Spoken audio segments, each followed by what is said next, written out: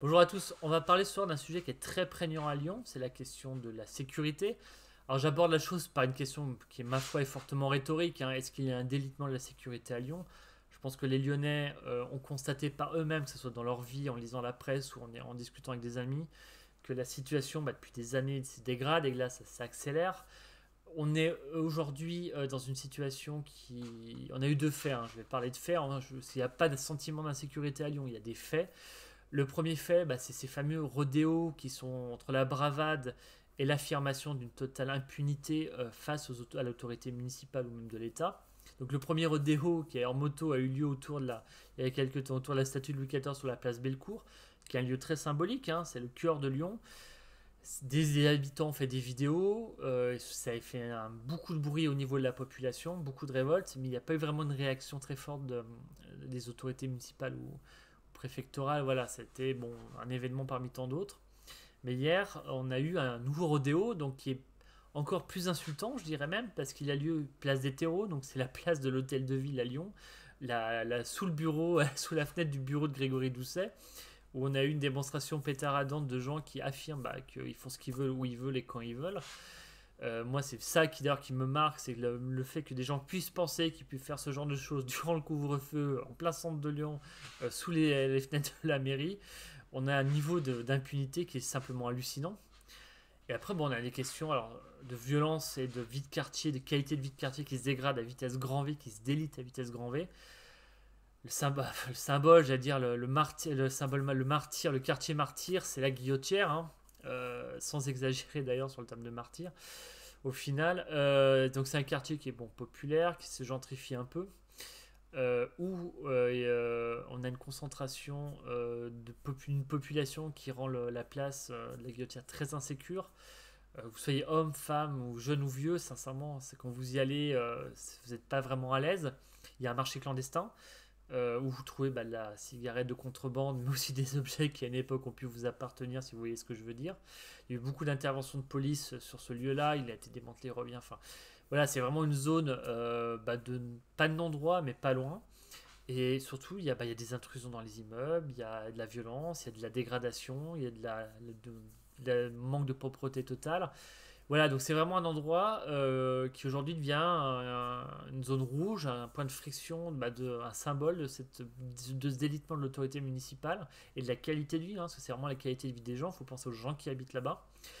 Et puis moi j'ai des remontées plutôt inquiétantes, hein, d'associations, d'habitants, de gens que je connais qui sont dans le coin.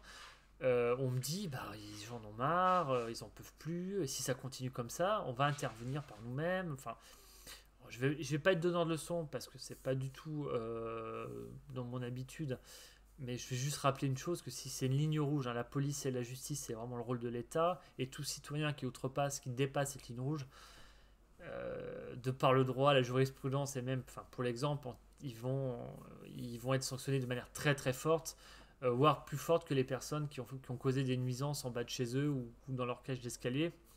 Donc voilà, je rappelle ces gens à la raison, parce qu'il faut qu'ils se retournent vers les responsables de cette situation. Il y en a deux. L'État, qui est responsable de la police et de la justice, des sanctions et de leur application. On voit bien que le gouvernement Macron, ils ont du mal à gérer dans toute la France, hein, cette question-là. Darmanin s'agite, mais les résultats ne sont pas toujours présents. Donc Lyon n'est pas autre chose qu'une ville française qui subit les mêmes problématiques que d'autres villes.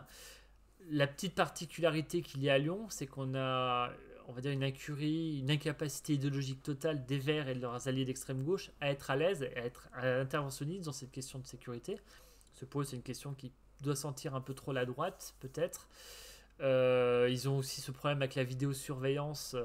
Même si, alors là, comme ils ont réagi, ils ont été obligés de réagir au rodéo sur la place des terreaux. L'adjoint à la sécurité, qui est ma foi fort peu présent, enfin qu'on voit peu en action, a clairement annoncé que la police municipale et la vidéoprotection de la ville de Lyon allaient se mettre au travail pour détecter, identifier les gens qui ont fait ça. Donc vous voyez, ils veulent faire un audit qui aura pour but de décrédibiliser la vidéoprotection, mais là ils sont bien contents de l'avoir pour essayer de sanctionner ce camouflet qui peut être le début d'une amplification du mouvement négatif qui commence à prendre pied au sein de la population lyonnaise, hein, parce que on a tous constaté qu'ils sont très à l'aise pour créer de la piste cyclable, installer du mobilier en bois qui j'espère vieillira mieux qu'à Paris, faire des budgets genrés, enfin des choses qui sont très idéologiques, favoriser par exemple une création de monnaie locale en payant une partie des indemnités des élus en monnaie locale. Bon, pourquoi pas, hein, mais sur des questions vraiment de qualité de vie, de sécurité, et c'est très lié, là ils sont pas du tout à l'aise. Et ils sont tendance ou à le nier, ou alors pire, à essayer de légaliser la chose, comme ce marché clandestin. Il faudrait créer un vrai marché, marché légal. Alors, c'est pas ça qui va faire fuir les vendeurs de cigarettes à la sauvette, mais bon, voilà, c'est toujours un peu cette incapacité à dire ça c'est mal, ça c'est pas possible, ça doit être sanctionné. Donc voilà, on est dans cette situation-là à Lyon. Moi, je m'interroge sur comment ça va se passer une fois qu'il n'y aura plus de couvre-feu et plus de confinement. Parce qu'il va à un moment, là, le souffle de liberté va enfin arriver à Lyon. On va vouloir revivre, on va vouloir sortir. Je pense à des groupes de jeunes femmes qui vont peut-être avoir une vie sociale entre copines, des jeunes. Je pense à ce procès qui a eu lieu là, cette semaine à Lyon où un jeune homme avait été agressé place des terreaux d'ailleurs, qui est très dangereuse le soir, hein, où il y a pas mal d'agressions. Et pour une histoire de cigarette, et ben, il s'est retrouvé en fauteuil roulant et donc l'agresseur a pris 8 ans mais semblait pas non plus se sentir très coupable lors du procès.